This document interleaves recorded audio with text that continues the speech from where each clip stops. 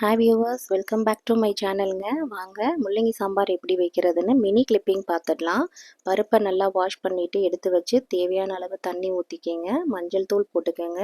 பெருங்காயத்தூள் போட்டு ஒரு 3 இல்லை 4 விசில் விட்டு எடுத்து வச்சுக்கோங்க. பருப்பு குழஞ்சிடக்கூடாது.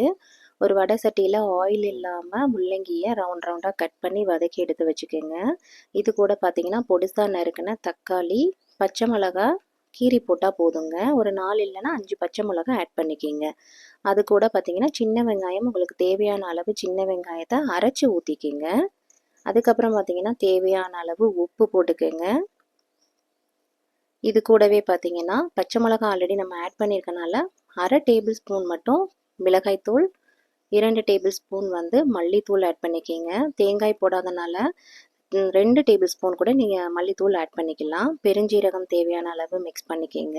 அடுத்து பார்த்தீங்கன்னா பூண்டுங்க, பெரிய பல் பூண்டாக இருந்தால் 1 போதும். அதை பொடிசாக நறுக்கி போட்டுக்கோங்க. இது வாய்வு பிரச்சனைக்கு கொஞ்சம் சொல்யூஷன் கொடுக்கும். பருப்பை வேக வச்ச பருப்பு எடுத்து இதில் ஊற்றிக்கங்க. கொஞ்சம் நல்லா கொதி வந்தோன்னா தாளித்து விட்டுருங்க. அவ்வளோதாங்க, முள்ளங்கி சாம்பார் ரெடி.